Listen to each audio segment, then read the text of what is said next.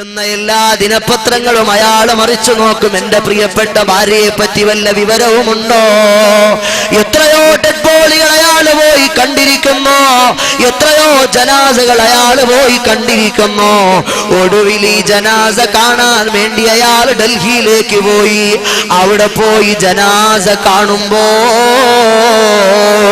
തന്നെ ജീവനോളം സ്നേഹിച്ചിരുന്ന, തന്നെ സുബഹിയുടെ നിസ്കാരത്തിന് വിളിച്ചുണർത്തുന്ന തന്റെ പ്രിയപ്പെട്ടവരുടെ ജനാസ തൂങ്ങി മരിച്ച ഡെഡ് ബോഡിയായി അവിടെ കിടക്കുന്നു. കൂടെ പോലീസ് ഓഫീസർ ഒരു സൂയിസൈഡ് ലെറ്റർ കാണിച്ചു, ഒരാത്മഹത്യാ കുറിപ്പ് കാണിച്ചു. എന്താണ് ആത്മഹത്യാ കുറിപ്പിനകത്തുള്ളതെന്നറിയുമോ? എത്രയോ മിസ് കോളുകൾ ഞാൻ അവോയ്ഡ് ചെയ്തു, എത്രയോ മെസ്സേജുകൾ ഞാൻ ഓപ്പൺ ആക്കാതിരുന്നു. ഒടുവിൽ സഹി കെട്ടിട്ടാണ് ഒരു ദിവസം ഞാൻ ആ ഫോൺ അറ്റൻഡ് ചെയ്തത്. അറ്റൻഡ് ചെയ്യുമ്പോൾ സ്റ്റാർട്ട് ചെയ്യുന്നത് ഇങ്ങനെയാണ്: ഞാനൊരു മൊബൈൽ ഫ്രണ്ട് മാത്രമാണ്. എന്താ ഇങ്ങനെ സംസാരിച്ചാൽ ആകാശം ഇടിഞ്ഞു വീഴാൻ പോകുന്നോ, ഭൂമി കുലുക്കം ഉണ്ടാകാൻ പോകുന്നോ? ഒന്നും സംഭവിക്കാൻ പോകുന്നില്ല. നിങ്ങളുടെ ഭർത്താവ് ഗൾഫിലല്ലേ ഉള്ളത്, നിങ്ങൾ വീട്ടിൽ ഒറ്റയ്ക്ക് ബോറടിക്കാറില്ലേ? നിങ്ങൾക്ക് എന്താ സമയം പോക്കിന് ടൈം പാസിന് വേണ്ടി ഒന്ന് വർത്തമാനം പറഞ്ഞാൽ എന്താ? അങ്ങനെ തുടങ്ങിയ ബന്ധം സുബ്ഹാനല്ലാഹ്, എന്റെ ഭർത്താവിനെ എന്റെ മനസ്സിൽ നിന്ന് ഞാൻ വെറുക്കാൻ തുടങ്ങി. എന്റെ പ്രിയപ്പെട്ട പൊന്നുമക്കളെ ഞാൻ എന്റെ മനസ്സിൽ നിന്ന് ആട്ടിയിറക്കാൻ തുടങ്ങി. എന്റെ പ്രിയപ്പെട്ട ഭർത്താവിന്റെ മാതാവിനെ എനിക്ക് കാണുന്നത് തന്നെ വിഷമമായി തോന്നി. എനിക്കാ ഏതോ ഒരു ലോകത്ത് നിന്ന് വിളിക്കുന്ന അന്യമത സഹോദരനായ ചെറുപ്പക്കാരന്റെ ശബ്ദമാണ് കേൾക്കാൻ ഇഷ്ടമുള്ളത്. അയാളുമായി ഫോണിൽ സംസാരിക്കുമ്പോഴാണ് എനിക്ക് കൂടുതൽ ഫൈൻഫുള്ളായ സാറ്റിസ്ഫാക്ഷൻ ലഭിക്കുന്നത്. അങ്ങനെ ഞാൻ ഒടുവിൽ അയാൾ എന്നോട് പറഞ്ഞു, ഇനി എന്താ താമസിക്കുന്നത്, ഇനി എന്താ നമ്മൾ ലേറ്റാക്കി വെക്കുന്നത്? കാര്യമില്ല, നമുക്ക് പോകുകയല്ലേ. ഒരിക്കലും ആരും നിങ്ങളെ തടയാത്ത ലോകത്തേക്ക്, അതാ സ്വാതന്ത്ര്യങ്ങളുടെ പറുദീസയിലേക്ക് നമുക്ക് പോകുകയല്ലേ. നിങ്ങളെ ആരും അവിടെ വിരട്ടാനുണ്ടാകൂല, നിങ്ങളെ ആരും അവിടെ ചങ്ങലക്കിടാനുണ്ടാകൂല, നിങ്ങളെ ആരും അവിടെ നിയന്ത്രിക്കാനുണ്ടാകൂല. അനിയന്ത്രിതമായ സുഖാഡംബരങ്ങളുടെ സുഖപറുദീസകളുടെ വിമോചനത്തിന്റെ ലോകത്തേക്ക് നമുക്ക് പോകുകയല്ലേ പ്രിയപ്പെട്ടവളെ. എന്നാ ചെറുപ്പക്കാരൻ എന്നെ വിളിച്ചപ്പോൾ എന്റെ മനസ്സിന്റെ അകത്തളത്തിൽ അതാ സന്തോഷത്തിന്റെയും ആനന്ദത്തിന്റെയും ആനന്ദാതിരേകത്തിന്റെ ആഹ്ലാദാലമാലകൾ ഉയരുകയാണ്. ഞാൻ പറഞ്ഞു, എപ്പോഴാ വരിക, എവിടാ ഇയാൾ വരിക, നമ്മൾ എങ്ങനാ പോകുക? വളരെ കൃത്യമായി ക്ലിയർഫുള്ളായി അവൻ കാൽക്കുലേഷൻസുകൾ മുഴുവനും അവതരിപ്പിച്ചു കൊടുത്തു. ഇന്നാലിന്ന ടൈമിൽ ഇന്നാലിന്ന സ്ഥലത്ത് നീ എത്തിച്ചേരുമ്പോ ഞാൻ ഇന്നാലിന്ന വാഹനത്തിലുണ്ടാകും, നീ ആ വാഹനത്തിനകത്ത് കയറിയാൽ മതി. അവര് പറഞ്ഞ പ്രകാരം ഇവളതാ രണ്ട് ചെറിയ മക്കളെ, 4 വയസ്സുള്ള 5 വയസ്സുള്ള 2 കുഞ്ഞുമക്കളെ അതാ സ്കൂളിലേക്ക് പറഞ്ഞു വിട്ടിട്ട് പ്രിയപ്പെട്ട ഭർത്താവിന്റെ മാതാവ് ബാത്റൂമിനകത്ത് കയറുന്ന നേരം നോക്കിയിട്ട് ഈ ചെറുപ്പക്കാരിയായ പെണ്ണുങ്ങൾ പണവും സ്വർണവും പെട്ടിയുമെല്ലാം എടുത്തുകൊണ്ടിറങ്ങി പോകുകയാണ്. പറഞ്ഞ പോലെ കൃത്യമായ സ്ഥലത്ത് അയാൾ കാത്തു നിൽക്കുകയാണ്. അങ്ങനെ ഈ സൂയിസൈഡ് ലെറ്റർ അയാൾ വായിക്കുകയാണ്.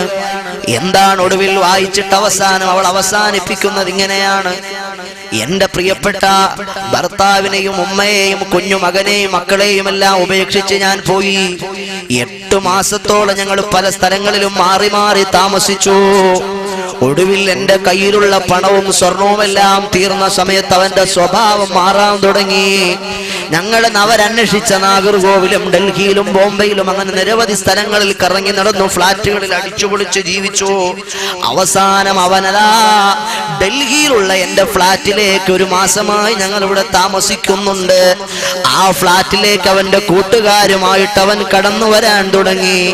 എന്നെ കൊണ്ട് മദ്യപിപ്പിക്കാനും അവന്റെ കൂട്ടുകാർക്ക് ഞാൻ വഴിപ്പെടാൻ എന്നെ നിർബന്ധിക്കാനും ഒക്കെ തുടങ്ങിയപ്പോഴാണ് എനിക്ക് സംഗതി മനസ്സിലായി തുടങ്ങുന്നത്. എപ്പോഴാ സംഗതി മനസ്സിലായി തുടങ്ങുന്നത്?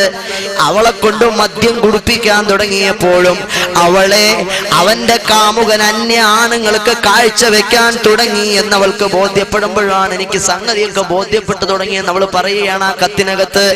ഒടുവിൽ ഞാനിങ്ങനെ ചിന്തിച്ചു പോയി, എന്റെ സ്നേഹസമ്പന്നനായ ഭർത്താവിനെ ഒഴിവാക്കിയത് കുറ്റക്കാരി ഞാനാണ്. എന്റെ പാലവും പ്രിയപ്പെട്ട ചെറിയ കുഞ്ഞുമക്കളെ വലിച്ചെറിഞ്ഞത് ഞാനാണ്. എന്നെ പ്രിയപ്പെട്ട മോളെക്കാൾ സ്നേഹിച്ച എന്റെ പ്രിയപ്പെട്ട മാതാവിനെ, ആ ഭർത്താവിന്റെ മാതാവിനെ വലിച്ചെറിഞ്ഞത് ഞാനാണ്. ഞാനൊരു വലിയ കുലദ്രോഹി തന്നെ. ഇതിനെല്ലാം കുറ്റം ഞാൻ തന്നെ സ്വമേധയാ ഏറ്റെടുക്കുന്നു എന്ന് പറഞ്ഞ് ഞാൻ ആത്മഹത്യ തിരഞ്ഞെടുക്കുകയായിരുന്നു. ഈ ഭർത്താവ് ആരായി? ഈ ഭർത്താവിന്റെ ചാരത്തുള്ള പ്രിയപ്പെട്ട രണ്ട് ചെറിയ മക്കൾ ആരായി? അവൾ എങ്ങോട്ടോ ആത്മഹത്യ ചെയ്തു പോയി. ആ പ്രിയപ്പെട്ട ചെറിയ മക്കൾ, ഉപ്പാ ഞങ്ങളുടെ ഉമ്മിച്ച എന്തിയേ ഉപ്പാ? ആ മക്കളോട് പറയാൻ കഴിയുമോ ഈ വാപ്പാക്ക്, നിങ്ങളുടെ ഉമ്മ ഏതോ ഒരുത്തന്റെ കൂടെ ഒളിച്ചോടിപ്പോയി പ്രിയപ്പെട്ട പൊന്നുമോളെ എന്ന് പറയാൻ കഴിയുമോ? പറയാൻ കഴിയുന്നില്ല. ആരാണ് കാരണക്കാരാരാ? നമ്മൾ മേടിച്ചു കൊടുത്ത മൊബൈൽ ഫോണല്ലയോ? പ്രിയപ്പെട്ട സഹോദരങ്ങളെ, അങ്ങനെ നമ്മുടെ ചുറ്റുപാടുകൾ മുഴുവനും അസാൻമാർഗികതകളിലേക്ക് നമ്മുടെ മാടി വിളിക്കുകയാണ്. ഈ സമൂഹത്തിലെ ചെറുപ്പക്കാര് മുഴുവനും അതാ തോന്നിവാസങ്ങളിലേക്ക് എളുപ്പത്തിൽ സഞ്ചരിച്ചു കൊണ്ടിരിക്കുകയാണ്. ആണുങ്ങൾ പെണ്ണുങ്ങളുടെ പിറകെ അന്തം വിട്ട് കയർ ഊരി വിട്ട കാളകളെ പോലെ ഓടുന്നൊരു ഏർപ്പാട് പണ്ട് കാലത്ത്. ഇന്നങ്ങനെയാണോ? ഇന്ന് നേരെ തിരിച്ചല്ലയോ സംഭവിക്കുന്നത്? എങ്ങനെ ഇന്ന് പെൺപിള്ളേരെ പെണ്ണുങ്ങളെ ആണുങ്ങളെ പിറകെ ഓടുന്ന കാലഘട്ടമാണ്. അല്ലേ? ആണ്. എത്ര തെളിവോണം നിങ്ങൾക്ക്. സുബ്ഹാനല്ലാഹ്. ഭർത്താവ് ഗൾഫിലാണ് ഭർത്താവ് ഉള്ളത്. ഒരു ചെറിയ മകള് വീട്ടിലുണ്ട്. ആ മകളെ ട്യൂഷൻ പഠിപ്പിക്കാൻ വേണ്ടി ഒരു ട്യൂഷൻ മാസ്റ്റർ വരുന്നുണ്ട് വീട്ടിൽ. മകളെ വീട്ടിൽ വന്ന് പഠിപ്പിക്കാൻ വേണ്ടി വന്ന മാഷ്, ഹിസ്റ്ററിയും കെമിസ്ട്രിയും പൊളിറ്റിക്സും ഒക്കെ പഠിപ്പിച്ച മാഷ് അവസാനം പഠിപ്പിച്ച് വീട്ടിൽ ഉമ്മായെ പഠിപ്പിക്കാൻ തുടങ്ങി. ബയോളജി അനാട്ടമി ഒക്കെ പഠിപ്പിക്കാൻ തുടങ്ങി. സംഭവം ഇത് ചെറിയ മോളാണെങ്കിൽ ചെറിയ മോക്ക് ചിന്തയുള്ള മോളാണ്. അവൾക്ക് മനസ്സിലായി. അവള് വിളിച്ച് വാപ്പാക്ക് പറഞ്ഞെടുത്ത്, പൊന്നാര വാപ്പാ, നമ്മളെ ട്യൂഷൻ മാഷ് വന്നിട്ട് പഠിപ്പിച്ച് എന്നെ ഹിസ്റ്ററിയും കെമിസ്ട്രിയും ബയോളജിയൊക്കെ പഠിപ്പിച്ചു, ഉമ്മായെയും ബയോളജി അനാട്ടമിയൊക്കെ പഠിപ്പിക്കാൻ തുടങ്ങിയിരിക്കുന്നു ഫോൺ വിളിച്ചു പറഞ്ഞു കൊടുത്തു. സുബ്ഹാനല്ലാഹ്. ആ സഹോദരൻ പിറ്റേ ദിവസം തന്നെ ആ സഹോദരൻ വന്നു, ഗൾഫിൽ നിന്ന് വന്നു. സ്വന്തം മോളല്ലേ വിളിച്ചു പറയുന്നത്, ഗൾഫിൽ കിടന്ന് ആർക്കു വേണ്ടിയാ ഞാൻ അധ്വാനിക്കുന്നത്? ഈ മോക്ക് വേണ്ടി, ആ പെണ്ണിന് വേണ്ടി, എന്റെ ഭാര്യയ്ക്ക് വേണ്ടി, തന്റെ മകൾക്ക് വേണ്ടിയുമല്ലേ ചോര നീരാക്കി അവിടെ പോയി അതിതീഷ്ണമായ ചൂട് സഹിച്ച് ഈ മനുഷ്യൻ ജീവിക്കുന്നത്. ഈ സഹോദരൻ ഈ വർത്തമാനം കേട്ടപ്പോ വളരെ പെട്ടെന്ന് തന്നെ എമർജൻസി ടിക്കറ്റ് എടുത്ത് നാട്ടിലേക്ക് വന്നു. നാട്ടിൽ വന്ന ആ ദിവസം അങ്ങനെ കഴിഞ്ഞുപോയി. പക്ഷേ ഉമ്മാക്ക് മാഷിന്റെ ബയോളജി ക്ലാസ് അങ്ങ് വല്ലാതെ രസിച്ചുപോയി.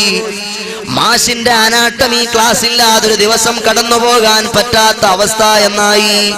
പിറ്റേന്നായപ്പോഴത്തേക്കും ഉമ്മ ആ ട്യൂഷൻ മാസ്റ്ററുടെ കൂടെ എങ്ങോട്ടോ ഒളിച്ചോടിപ്പോയി. എങ്ങോട്ടോ പോയെന്നല്ല, കോഴിക്കോട് മെഡിക്കൽ കോളേജിനടുത്തൊരു റൂം എടുത്തവർ താമസമാരംഭിച്ചിട്ട് അവസാനം രണ്ടുപേരും കൂടെ പോയിസൺ കഴിച്ച്, വിഷം കഴിച്ച് ആത്മഹത്യ ചെയ്തു. മനസ്സിലായോ നിങ്ങൾക്ക്? ഇതെവിടേക്കായി ഈ സമുദായം പൊയ്ക്കൊണ്ടിരിക്കുന്നത്? ഇങ്ങനെ ഒന്നല്ല, എത്ര സംഭവങ്ങളാ സഹോദരങ്ങളെ. ഭർത്താവ് ഗൾഫിലാണ്, ഒരു മകളും ഭാര്യയും ഉമ്മയും മാത്രമാണ് വീട്ടിലുള്ളത്. എല്ലാ ദിവസവും വീട്ടിലൊരു പ്രതിഭാസം നടക്കും. മഗ്‌രിബിന്റെ ബാങ്ക് വിളിച്ചൊരു 5 മിനിറ്റ് കഴിയുമ്പോൾ വീട്ടിലെ കറണ്ട് ഡിം അങ്ങ് പോകും. എല്ലാ ദിവസവും ദിവസവും ഇങ്ങനെ ഒരു പ്രതിഭാസം. ചെറിയ മോളാണെങ്കിലും ബുദ്ധിയുള്ള മോളാ. പഴയ കാലത്തെ പിള്ളേരൊന്നും ആലോചിക്കില്ല. പഴയ കാലത്ത് വല്ല ഐസക് ന്യൂട്ടൻ മാത്രമേ ആലോചിക്കൂ. അയാൾ ഇങ്ങനെ തോട്ടത്തിരുന്നപ്പോ കാണാൻ ആപ്പിള് താഴേക്ക് വീണു. എന്തുകൊണ്ടായി ആപ്പിള് താഴേക്ക് വീണത്? എന്താ ഇത് മേളിലോട്ട് പോകാത്തതെന്ന് അയാൾ ചിന്തിച്ചു. അപ്പോഴാ ഗ്രാവിറ്റി ഫോഴ്സ് ഉണ്ടായത്. അറിയുമല്ലോ ഭൂഗുരുത്വാകർഷണ ബലോ സിദ്ധാന്തമൊക്കെ. പക്ഷെ അങ്ങനെ എല്ലാരും അങ്ങനെ ചിന്തിക്കാറില്ല. പക്ഷേ ഈ കാലഘട്ടത്തിൽ ചെറിയ മക്കളാണെങ്കിലും ചിന്തിക്കുന്ന പിള്ളേരാ. ആ കുട്ടി ചിന്തിച്ചു, എന്താ നമ്മുടെ വീട്ടിൽ മാത്രം എല്ലാ ദിവസവും സന്ധ്യ ആകുമ്പോ അരമണിക്കൂർ കൃത്യമായിട്ട് കറണ്ട് പോകുന്നു, കറണ്ട് വരുന്നു. ഇതെങ്ങനാ ഈ മായാജാലം നടക്കുന്നത്? അവള് മെല്ലെ ഒബ്സർവേഷൻ നടത്തി നോക്കുമ്പോ സംഗതി ഉമ്മയാണ് കള്ളിയാകുന്നത്. വാപ്പ അടുത്ത് വിളിച്ചു പറഞ്ഞു കൊടുത്ത്, വാപ്പ സംഗതി ആ കലിപ്പ് കേസാ. വാപ്പ എത്രയും പെട്ടെന്ന് വന്നേ പറ്റത്തുള്ളൂ. വാപ്പ ഗൾഫിൽ നിന്ന് വന്നു. വന്നിട്ട് ഭാര്യയോട് ചോദിച്ചു, മോളെ എന്താണ് പ്രശ്നം? ഇങ്ങനെയൊക്കെയാണോ സംഗതി? അപ്പൊ അവള് പറയാൻ തുടങ്ങി, അയലത്തെ വീട്ടിലെ കാക്ക തന്നെയാണ് കഥാപാത്രം. അയലത്തെ വീട്ടിലെ കാക്ക തന്നെയാ കഥാപാത്രം. കാരണം ഗൾഫിൽ പോണതിന്റെ തലേ ദിവസം വീട്ടിൽ വന്ന കാക്കാനോട് പറഞ്ഞു, പ്രിയപ്പെട്ട കാക്ക, ഞാൻ എന്റെ ഭാര്യയെ ഒറ്റയ്ക്കാക്കി, എന്റെ മകളെ തനിച്ചാക്കി, എന്റെ ഉമ്മാനെ തനിച്ചാക്കി ഞാൻ അങ്ങ് സൗദി അറേബ്യയിൽ പോവുകയാ. നിങ്ങൾ മാത്രമേ ഇവിടെയുള്ളൂ. എന്റെ പ്രിയപ്പെട്ട ഭാര്യയെയും എന്റെ കുഞ്ഞുമോളെയും എന്റെ ഉമ്മായെയും നിങ്ങൾ ശ്രദ്ധിച്ചോണേ. നിങ്ങൾ വല്ലപ്പോഴൊക്കെ ഇവിടെ നിങ്ങളൊരു കണ്ണിവിടെ വേണമേ എന്ന് പറഞ്ഞിട്ട് പോയിരുന്നു.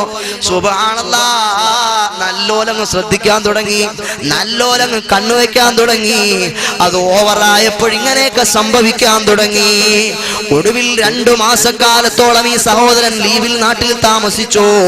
അതാ പോകുന്നതിന്റെ ഒരു ദിവസം മുന്നേ മാർക്കറ്റിൽ പോയി ചെമ്മീനും ചാളയും ചൂരയും മത്തിയും കൊഴിയാളയും ഒക്കെ മേടിച്ചുകൊണ്ട് വന്നു. എന്തിനാ? പുറത്തു വരിച്ച് ഗൾഫിൽ കൊണ്ടുപോയി തിന്നാനാ. അങ്ങനെ മാർക്കറ്റിൽ പോയി മീനും മത്സ്യവും ഒക്കെ മേടിച്ചോണ്ട് വന്നു നോക്കുമ്പോ ഭാര്യയെ കാണുന്നില്ല. എവിടെ പോയി, എവിടെ പോയി എന്റെ ഭാര്യ, എവിടെ പോയി?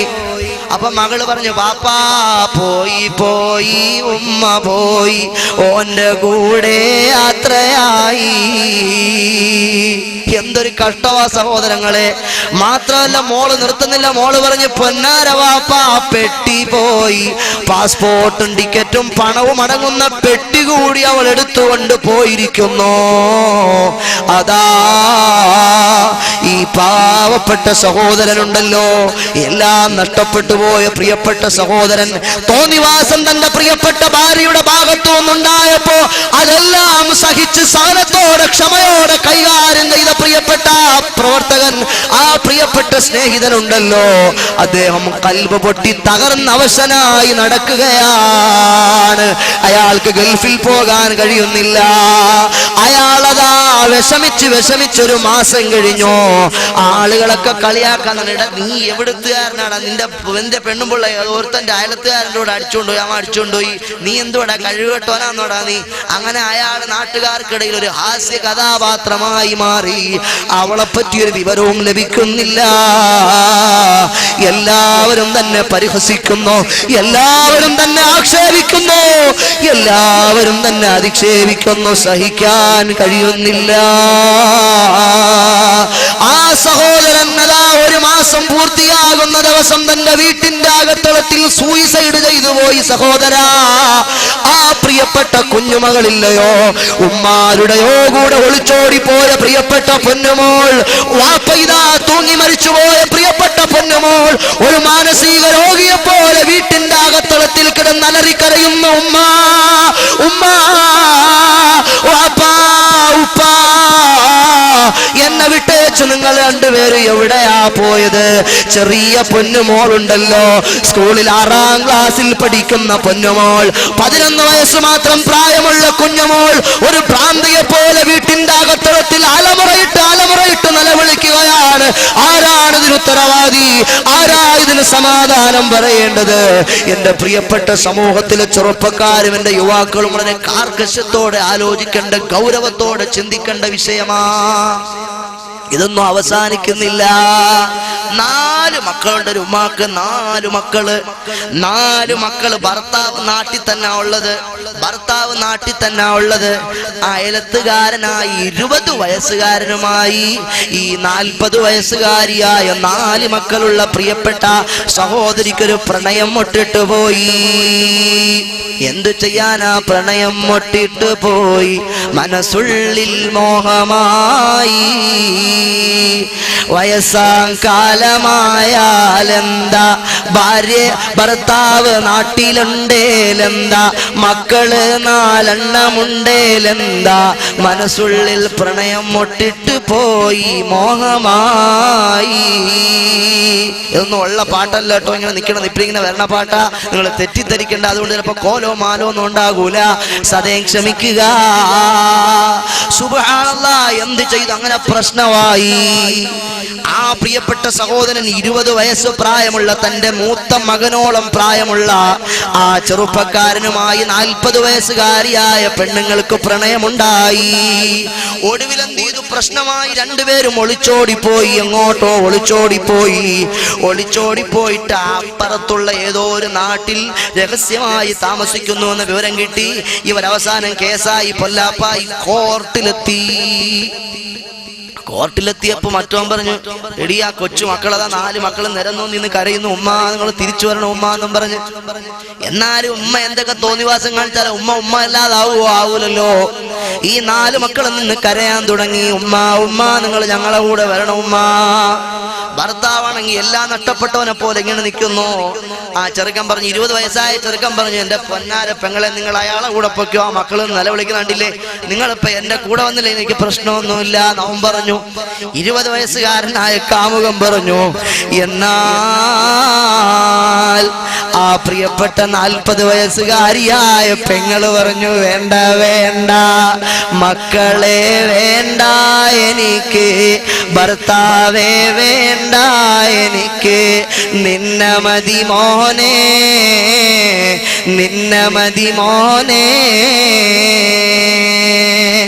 ഇതെന്തൊരു ദുരന്തമാണ് സഹോദരങ്ങളെ. കോടതി വരാന്തയിൽ വെച്ച് എത്രയോ പ്രിയപ്പെട്ട സഹോദരിമാർ, 18 വയസ്സായ 16-18 വയസ്സ് പൂർത്തിയായ പ്രിയപ്പെട്ട സഹോദരിമാർ, ഈ സമുദായത്തിലെ ഹാജിയാക്കന്മാരുടെ മക്കൾ, മുസ്ലിയാക്കന്മാരുടെ മക്കൾ, ഈ സമുദായത്തിലെ അഡ്രസ്സും ഈ സമുദായത്തിലെ ഐഡന്റിറ്റിയും പേര് ജീവിക്കുന്ന ഈ സമുദായത്തിലെ പെൺമക്കൾ കോടതിയുടെ വരാന്തയിൽ വെച്ച് അന്യമത സഹോദരന്റെ കയ്യിൽ പിടിച്ചിട്ട്, ഇത്രയും കാലം എന്നെ പോറ്റി വളർത്തിയ, ഇത്രയും കാലം എനിക്ക് അന്നം നൽകിയ, ഇത്രയും കാലം എനിക്ക് ജീവിതം നൽകിയ എന്റെ പ്രിയപ്പെട്ട ഉമ്മായെ എനിക്ക് വേണ്ട, എന്റെ വാപ്പാനെ എനിക്ക് വേണ്ട, എന്റെ അശോകേട്ടനെ മാത്രം എനിക്ക് മതി, അതല്ലെങ്കിൽ എന്റെ ഫത്താഹിക്കായ മാത്രം എനിക്ക് മതി എന്ന് പറഞ്ഞ് എവിടെ നിന്നോ കയറി വന്ന ഒരു തന്റെ കൈക്ക് പിടിച്ച് കോടതി വരാന്തയിൽ വെച്ച് ഉമ്മാനെ കണ്ണീര് കുടിപ്പിച്ച്, വാപ്പാനെ കണ്ണീര് കുടിപ്പിച്ച് ഇറങ്ങിപ്പോകുന്ന എത്ര പെൺകുട്ടികളായി ഈ സമുദായത്തിലുള്ളത്. പെങ്ങളെ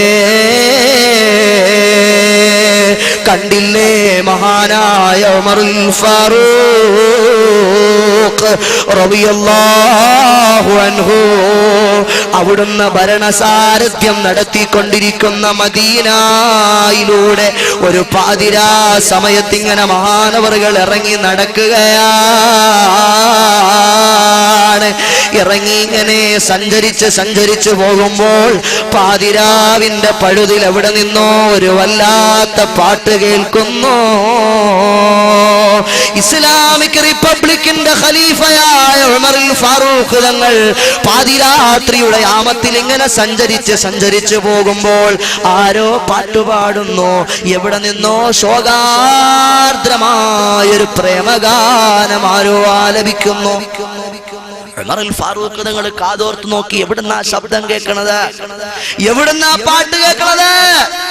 മെല്ലെ മെല്ലെ പാട്ട് കേട്ട താഴ്വാരയിലേക്ക് നടന്ന് ചെല്ലുന്നു. ഒരു ചെറിയ താഴ്വാരത്ത് ഒരു ചെറിയ കുടിലിന്റെ അകത്തളത്തിൽ നിന്നും ഒരു മധുര 17കാരിയായ പെണ്ണിന്റെ പാട്ടാണ്. തതാവാല ഹാദൽ ലൈലു ഫഹ്തസ്സ ജാനിബു فأراقني ألا خليل نلاعب فوالله لولا الله തുഖ്ശാ വഖിബൂ ലഹറക മിൻ ഹാദാ സരീരി ജവാനിബൂ തതവാല ഹാദൽ ലൈലു ഫഹ്തസ്സ ജാനിബൂ. ഓ, ഈ രാത്രി എത്ര സുദീർഘമാണ്. ഒരു വീട്ടിന്റെ അകത്തളത്തിൽ ഏകാഗിയായൊരു 17-കാരിയായ പെണ്ണ് പാടുകയാണ്, ഈ രാത്രി എത്ര സുദീർഘമാണ്. എന്തുകൊണ്ടാണ് കിഴക്കൻ ചക്രവാള സീമയിൽ സൂര്യൻ ഉദിക്കാത്തത്? എന്തുകൊണ്ടാണ് ഈ രാത്രി ഒന്ന് പെട്ടെന്ന് പ്രഭാതമാകാത്തത്? എന്തുകൊണ്ടാണ്? ഈ രാത്രി എത്ര സുദീർഘമായ രാത്രിയാണ്. എന്റെ കളിത്തോഴൻ എന്റെ അടുക്കൽ എന്നോടൊപ്പം കിടപ്പറ പങ്കിടാൻ, എന്റെ കളിത്തോഴനായ എന്റെ പ്രിയപ്പെട്ട പ്രിയതമൻ എന്റെ ഭർത്താവ് എന്റെ കിടപ്പറയിൽ എന്നോടൊപ്പം ഇല്ലല്ലോ. ഈ രാത്രി എന്താണെന്ന് നേരമെടുക്കാത്തത്? ഈ രാത്രി എന്താണെന്ന് പ്രഭാതമാകാത്തത്? ഉമറുൽ ഫാറൂഖ് റളിയല്ലാഹു അൻഹു വീണ്ടും വീണ്ടും സശ്രദ്ധപൂർവമാ ആ പാട്ടിനിങ്ങനെ കാതോർത്തു. ആ പെണ്ണ് പറയുന്നു, ഫവല്ലാഹി ലൗലല്ലാഹി തുഖ്ശാ വഖിബൂ ലഹറക മിൻ ഹാദാ സരീരി ജവാനിബൂ. പടച്ച റബ്ബിനെ തന്നെയാണ് സത്യം, പടച്ച റബ്ബിനെ തന്നെയാണ് സത്യം. അല്ലാഹുവിനെ എനിക്ക് പേടിയില്ലായിരുന്നെങ്കിൽ, എന്റെ ഭർത്താവിനോട് എനിക്ക് ആത്മാർത്ഥതയും സ്നേഹവും ഇല്ലായിരുന്നെങ്കിൽ, ഏകയായി കഴിയുന്ന പെണ്ണ് പാടുന്നു, പടച്ചോനാണ് എനിക്ക് പടച്ചവനെ പേടിയില്ലായിരുന്നെങ്കിൽ, എന്റെ ഭർത്താവിനോട് എനിക്ക് സ്നേഹമില്ലായിരുന്നെങ്കിൽ, ഈ താഴ്വാരത്ത് ആട്ടിൻപറ്റങ്ങളെ നയിക്കാൻ വരുന്ന കോമളന്മാരായ ആൺപിള്ളേരെ കൊണ്ട് എന്റെ കട്ടില് ചലിക്കുമായിരുന്നോ?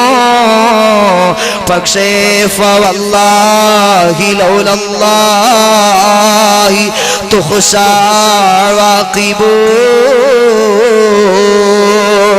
ആ പെങ്ങളുടെ മനസ്സകങ്ങളിൽ അല്ലാഹുവിനോട് പേടിയുണ്ട്. ആ പെങ്ങളുടെ മനസ്സിന്റെ അകത്തളത്തിൽ ഭർത്താവിനോടുള്ള കടപ്പാടിന്റെയും ഇഷ്ടത്തിന്റെയും ആത്മാർത്ഥതയുടെയും മലമാലകൾ നിലയ്ക്കാതെ പ്രവഹിക്കുന്നുണ്ട്. ഇതെന്തൊരു മഹിതമായ മാതൃകയാണ്. ആർക്കാണ് ഈ മാതൃകയിലൂടെ സഞ്ചരിക്കാൻ കഴിയുക? അങ്ങനെ സഞ്ചരിച്ചാൽ നമുക്ക് വിജയം ലഭിക്കാം, അല്ലെങ്കിൽ നമുക്ക് പരാജയമാണ്. എന്റെ പ്രിയപ്പെട്ട മുഅ്മിനീങ്ങളെ, അല്ലാഹുവിനെ പേടിച്ച് ഞാനും നിങ്ങളും ജീവിക്കണം. ഹബീബായ മുഹമ്മദുർ റസൂലുള്ളാഹി സ്വല്ലല്ലാഹു അലൈഹി വസല്ലമ തങ്ങളെ അനുസരിച്ച് ഞാനും നിങ്ങളും ജീവിക്കേണ്ടതുണ്ട്. മഹാനായ റസൂലുള്ളാഹി സ്വല്ലല്ലാഹു അലൈഹി വസല്ലമ തങ്ങൾ പറഞ്ഞ ഹദീസ്, കുല്ലു ഉമ്മത്തി യദ്ഖുലൂനൽ ജന്ന, എന്റെ സമുദായം മുഴുവനും സ്വർഗ്ഗത്തിലാണ്, ഇല്ലാ മൻ അബാ. വിലങ്ങി നിന്ന ആളുകൾ ഒഴികെ, വിലങ്ങി വിധേയപ്പെടാതെ നിന്ന ആളുകൾ ഒഴികെ എന്റെ സമുദായം മുഴുവനും സ്വർഗ്ഗത്തിലാണ്. ആ നേരത്ത് സഹാബത്ത് ചോദിച്ചു, ഖീല വമൻ അബാ യാ റസൂലല്ലാഹ്, ആരാ നബിയെ അവിടുത്തെയോട് വിലങ്ങ് കാണിച്ച ആളുകൾ? ആരാ നബിയെ അവിടുത്തോട് നിഷേധം കാണിച്ച ആളുകൾ? ആരാ നബിയെ അവിടുത്തോട് പുറംതിരിഞ്ഞു നിന്നയാളുകൾ?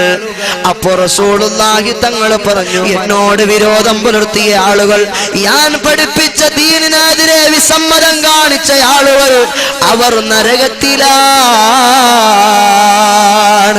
സഹോദരങ്ങളെ, നന്മ ചെയ്താൽ നമുക്ക് സ്വർഗത്തിൽ പോകാം, തിന്മ ചെയ്താൽ നമുക്ക് നരകത്തിൽ പോകാം.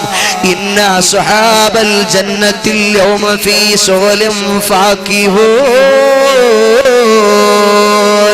ഹും വഅസ്വാജുഹും ഫീ ളിലാലിൻ അലൽ അറായിക മുത്തഖിഊൻ ലഹും ഫീഹാ ഫാകിഹതു വലഹും മാ യദ്ഊൻ. വിശുദ്ധ ഖുർആനിലെ സൂറത്തു യാസീൻ നമ്മൾ എത്ര തവണ പാരായണം ചെയ്ത സൂറത്താ, നമ്മൾ എത്രയോ തവണ പാരായണം ചെയ്ത സൂറത്തല്ലയോ. ആ സൂറത്ത് നമ്മളെ പഠിപ്പിക്കുന്ന മഹിതമായ ആശയം കണ്ടോ. സന്മാർഗം ചെയ്ത ആളുകളുണ്ടല്ലോ, അള്ളാഹുവിന്റെ വിധിവിലക്കുകൾ അനുസരിച്ച് ജീവിച്ച ആളുകളുണ്ടല്ലോ, അവർക്ക് അള്ളാഹു സ്വർഗം സംവിധാനിച്ചിട്ടുണ്ട്. മഹിതമായ സ്വർഗമാണ്, സുഗാഡംബരങ്ങളുടെ പറുദീസകൾ ഒരുങ്ങിയ സ്വർഗമാണ്. അവർ ആ സ്വർഗീയ ലോകത്ത് അവരുടെ ഇണകളുമായി അവരതാ അവിടുത്തെ മനോഹരമായ കട്ടിലുകളിൽ അവർ ഉല്ലസിക്കുന്ന ആളുകളാണ്. അവർക്കിഷ്ടമുള്ളതെന്തും അവിടെ നിന്ന് കിട്ടും. അവർ നനയ്ക്കുന്ന പഴങ്ങളെല്ലാം അവർക്ക് ഭക്ഷിക്കാം. പാലിനേക്കാൾ വെണ്മയുള്ള, തേനിനേക്കാൾ മധുരമുള്ള, മിസ്കിനേക്കാൾ സുഗന്ധമുള്ള പാനീയങ്ങളെ അല്ലാഹു അവരെ കുടിപ്പിക്കുകയാണ്. മോഹിച്ചതെത്തുന്നുണ്ട്, ഫോൺ വിളിക്കണ്ട, ഒലിക്കുന്ന നീരെടുത്തുണ്ട്, സ്ക്രൂ തിരിക്കണ്ട, പറക്കും ശരീരത്തിലുണ്ട്, കാറെടുക്കണ്ട, നീ കരുതിയാൽ മതി, പാറുമേ പറയണ്ട, വിളമ്പണ്ട നീയതിൽ പാചകം ചെയ്യണ്ട, കുൻ എന്ന സുച്ചതിനൊക്കെയുണ്ടതുകൊണ്ടാ, കാലപ്പഴക്കം കൊണ്ടു നീ നരക്കണ്ട, 33 കവിയണ്ട, റബ്ബിന്റെ തൗഫീഖാൽ ഇതെല്ലാം തന്നെ ലഭിക്കുന്നതാണ് അവനിഷ്ടമായാൽ നിന്നെ. ആരൊക്കെ നിന്ന ദരിദ്രനായി കണ്ടെങ്കിലോ കോടീശ്വരൻ തന്നാണ് നീ എക്കാലവും. നീ വലിയ പാവപ്പെട്ടവനായിരുന്നു, മുതലാളിമാരൊക്കെ അവൻ പാവപ്പെട്ടവനാടാ, സമൂഹത്തിൽ താഴ്ന്ന കാറ്റഗറിയിലുള്ളവനാടാ എന്ന് പറഞ്ഞ് നിന്നെ പുച്ഛിച്ചിട്ടുണ്ടാവാം മോനെ. എന്നാൽ അല്ലാഹുവിനെ പേടിച്ച് നീ ജീവിച്ചത് കൊണ്ട് ആഖിറത്തിൽ നീ കോടീശ്വരനാണ്. നീ ഉദ്ദേശിക്കുമ്പോൾ പാറുന്ന ശരീറുകൾ, കട്ടിലുകൾ അതിലുണ്ട്. നീ ഉദ്ദേശിക്കുമ്പോൾ നിനക്ക് ഭുജിക്കാൻ പറ്റിയ പഴങ്ങൾ അതിലുണ്ട്. എന്നാൽ അല്ലാഹുവിന് നീ വിരുദ്ധം പ്രവർത്തിച്ചാലോ, അല്ലാഹുവിന് ഞാൻ വിരുദ്ധം പ്രവർത്തിച്ചാലോ, വംതാസുൽ യൗമ അയ്യുഹൽ മുജ്രിമൂൻ, മാറി നിൽക്കിനടാ ഇന്നേ ദിവസം, മാറി നിൽക്കിനടാ ഇന്നേ ദിവസം അല്ലാഹു കൽപ്പിക്കുകയാണ്. വലഖദ് അളല്ല മിൻകും ജിബില്ലൻ കതീറൻ ഫലം തകൂനു തഅഖിലൂൻ ഹാദിഹി ജഹന്നമുല്ലതി കുൻതും തുഅദൂൻ. വിശുദ്ധ ഖുർആനിൽ എത്ര തവണയാ നമ്മളിത് പാരായണം ചെയ്തത് സഹോദരാ. വലഖദ് അളല്ല മിൻകും ജിബില്ലൻ കതീറാ ഫലം തകൂനു തഅഖിലൂൻ. വല്ലാതെ അതിലംഘനം ചെയ്തു പോയല്ലേ, എന്നെ നീ അനുസരിച്ചില്ലല്ലോടാ, എന്നെ നീ അനുസരിച്ചില്ലല്ലോടാ. അല്ലാഹു പറയുകയാണ് വിശുദ്ധമായ ഖുർആനിൽ, അഫലം തകൂനു തഅഖിലൂൻ. ആലോചിച്ചൂടായിരുന്നോ? ബുദ്ധി തന്നില്ലേ? ചിന്തിച്ചില്ലായിരുന്നല്ലോ അല്ലേ? ആലോചിച്ചില്ലായിരുന്നല്ലോ അല്ലേ? ഒരല്പം ചിന്തിക്കാമായിരുന്നല്ലോ, ഒരല്പം ആലോചിക്കാമായിരുന്നല്ലോ. അതാ ഫലാ തഅഖിലൂൻ ഹാദിഹി ജഹന്നമുല്ലതി, ഹാദിഹി ജഹന്നമുല്ലതി കുൻതും തുഅദൂൻ. ഇതാ ഈ കാണുന്ന നരകം കണ്ടോ, അത് നിനക്ക് വേണ്ടി തയ്യാറാക്കപ്പെട്ട നരകമാണ്. സുബ്ഹാനല്ലാഹ്. നാരകീയ ശിക്ഷ എത്ര കഠിന കഠോരമാണ് സഹോദരങ്ങളെ. അതികഠിനമായൊരു ദാഹമാണ് അവർക്കുള്ളത്. പതയ്ക്കുന്ന ചീഞ്ചലമാണതിൽ ലഭിക്കുന്നത്. ദാഹിക്കുന്നേ ദാഹിക്കുന്നേ, ഞങ്ങൾക്ക് വെള്ളം തരണേ, ഞങ്ങൾക്ക് വെള്ളം തരണേ എന്നിങ്ങനെ നിലവിളിച്ച് നരകീയവാസികൾ ഇങ്ങനെ നിലവിളിക്കുന്ന നേരത്ത് അതാ പടച്ചറപ്പ് ഒരു പ്രത്യേക ചീഞ്ചലം അവർക്ക് കുടിക്കാൻ കൊടുക്കുന്നു. അതിങ്ങനെ കുടിക്കാൻ വേണ്ടി അതിന്റെ പാത്രം ഇങ്ങനെ അടുപ്പിക്കുമ്പോഴോ ചൂടേറ്റു മുഖമെല്ലാം ഉടൻ കരിയുന്നതാ. തലമുടി കരിഞ്ഞതിലുള്ള തോലിളകുന്നതാ. ആർക്കാണ് ശിക്ഷയെ തടയാൻ കഴിയുക? ലിമനിൽ മുൽക്ക്, ആർക്കാണ് അധികാരം? ആർക്കാണ് അധികാരം? അല്ലാഹ് ചോദിക്കുന്ന ഭയാനകമായ ആഖിറമുണ്ടല്ലോ.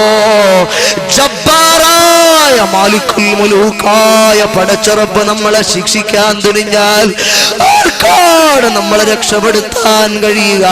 ആർക്കാണ് അവിടെ രക്ഷപ്പെടാൻ കഴിയുക? ഒരു വക്കീലിന്റെ വാദവും അവിടെ ജയിക്കില്ല. ഒരു മുതലാളിയുടെ പണവും അവിടെ വില പോകില്ല. ഒരു പൊളിറ്റിക്കൽ ലീഡറുടെ സ്വാധീനവും അവിടെ ജയിക്കില്ല. ഒരു പണ്ഡിതന്റെ സ്വാധീനവും അവിടെ ജയിക്കില്ല. അല്ലാഹ് ചോദിക്കുന്നു, ഇന്ന് ദിവസം ആർക്കാണ് അധികാരമുള്ളത്? ഇന്നലെ പ്രൈം മിനിസ്റ്റർക്ക് അധികാരമുണ്ടായിരുന്നു, മിനിസ്റ്റർക്ക് അധികാരമുണ്ടായിരുന്നു. അതുപോലെ രാഷ്ട്രീയ നേതാക്കന്മാർക്കും മേലാളന്മാർക്കും പോലീസ് ഡിപ്പാർട്ട്മെന്റിലെ ആളുകൾക്കും IG-മാർക്കും DGP-മാർക്കും അധികാരമുണ്ടായിരുന്നു, മിലിറ്ററിക്ക് അധികാരമുണ്ടായിരുന്നു. ഇന്ന് ആർക്കാണ് അധികാരമുള്ളത്? ഞാനാണ് അധികാരി. ഇവിടെ ഒരു അധികാരിക്കും ഇന്ന് അധികാരമില്ല. അതീശാധികാരങ്ങളുടെ അധികാരിയായ, അതീശാധികാരങ്ങളുടെ മുഴുവനും അധികാരിയായ രാജാവായ, അധികാരികളുടെ അധികാരിയായ, അധികാരം പുലർത്തുന്ന അധികാരി അല്ലാഹു റബ്ബുൽ ഇസ്സത്തിനല്ലാതെ അന്നേ ദിവസം ആർക്കും അധികാരമില്ല. നാരകീയമായ ശിക്ഷയിലേക്ക് എന്നെയും നിങ്ങളെയും പടച്ച റബ്ബ് വലിച്ചെറിഞ്ഞാൽ, ആ വെള്ളം ഇങ്ങനെ നമ്മൾ കുടിച്ചാൽ, നരകത്തിൽ നിന്ന് നമുക്ക് കുടിക്കാൻ വരുന്ന ജലം ഇങ്ങനെ കുടിച്ചു പോയാൽ, ഉള്ളിൽ കടന്നാൽ കുടലുകൾ ഞുറുങ്ങുന്നതാ. പിന്ദ്വാര വഴിയത് മുഴുവനും ഒഴുകുന്നതാ. നരകത്തിലുണ്ടേ ആഴമേറിയ കുണ്ടുകൾ, വിഷം മൂത്ത പാമ്പതിലുണ്ട് ഉഗ്രൻ തേളുകൾ. കാള പോലെ വലിപ്പമുള്ള തേളുകൾ അതിനകത്തുണ്ട്, വലിയ സർപ്പങ്ങൾ അതിനകത്തുണ്ട്. ഇതൊക്കെ പറയുമ്പോൾ കുറച്ചൊക്കെ പണവും പത്രാസും വിദ്യാഭ്യാസവും ഒക്കെ ഉള്ള ആളുകൾ ചിന്തിക്കുകയാണ്, ഇതൊക്കെ കള്ളവല്ലേ മുസ്ലിയാരെ, ഇതൊക്കെ കള്ളക്കഥകളല്ലേ മുസ്ലിയാരെ. അനുഭവങ്ങളാണ് മോനെ നിനക്ക് പാഠങ്ങളുള്ളത്. അബൂജഹലിന്റെ അടുത്ത് റസൂലുള്ള ചന്ദ്രൻ രണ്ടാക്കി പിളർത്തി കൊടുത്തപ്പോ അബൂജഹൽ പറഞ്ഞു, ഇത് മായാജാലമാണ് മുഹമ്മദേ, നീ ചന്ദ്രനെ പിളർത്തിയിട്ടില്ല.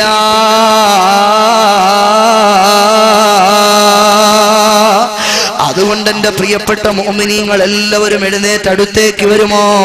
അദീമായ റബ്ബ് നമ്മുടെ ഈ മജ്ലിസ് കബൂലാക്കുമാറാകട്ടെ. നമുക്ക് ഇന്നിവിടെ ദുആയിരന്ന് പിരിയാം. അദീമായ റബ്ബ് നമ്മുടെ ഈ മജ്ലിസിന് കബൂലിയത്ത് തരണം. നമ്മൾ ഈ പറഞ്ഞതും കേട്ടതുമെല്ലാം ആഖിറത്തിൽ നമുക്ക് ഉപകാരപ്പെടുന്നതാകണം. എല്ലാ മുഅ്മിനീങ്ങളും ഒന്ന് എഴുന്നേറ്റ് അടുത്തേക്ക് വരണം. അകലെ നിൽക്കുന്ന ആളുകളെല്ലാവരും ഈ മജ്ലിസിലേക്ക് വരണം.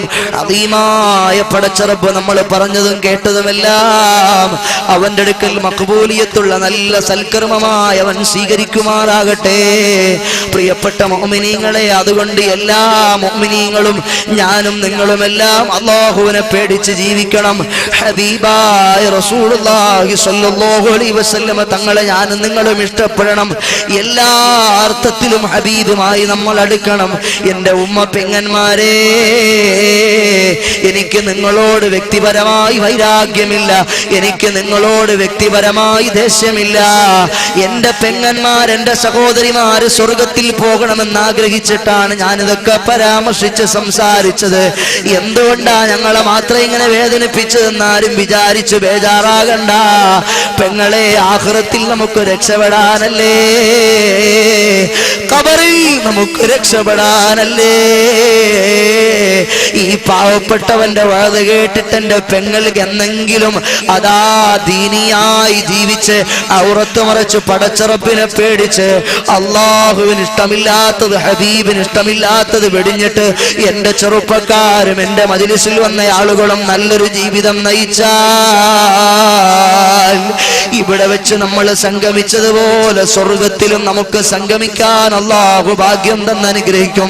എന്റെ പ്രിയപ്പെട്ട മുഅ്മിനീങ്ങളെല്ലാവരും ആത്മാർത്ഥമായി അല്ലാഹുവിനെ പേടിക്കണം. ഒന്നാമതും രണ്ടാമതും മൂന്നാമതും എല്ലാ അർത്ഥത്തിലും കൃത്യമായി 5 നേരം നിസ്കരിക്കണം. ആരും പലിശ ഇടപാടുമായി ബന്ധം നടത്തരുത്, ആരും കള്ളു കുടിക്കരുത്, പെണ്ണ് പിടിക്കരുത്, തോന്നിവാസം ചെയ്യരുത്, ഒരു സഹോദരനെയും അന്യായമായി ആക്രമിക്കരുത്. അൽ മുസ്ലിമു മൻ സലിമൽ മുസ്ലിമൂന മിൻ ലിസാനിഹി വയദിഹി വഫീ റിവായത്തുൻ ഉഖറാ ലി അഹ്മദിൻ അൽ മുസ്ലിമു മൻ സലിമൻ നാസു മിൻ ലിസാനിഹി വയദിഹി.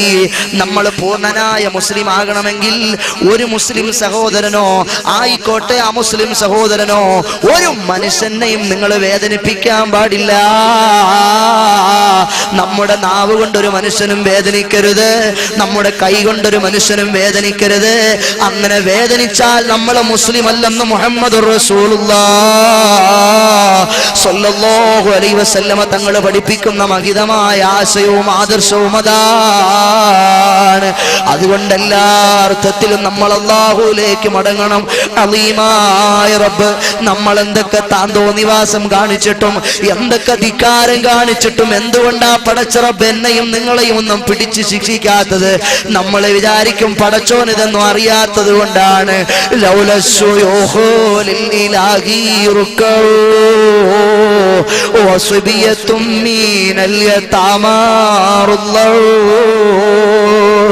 ومهملات للفلاتير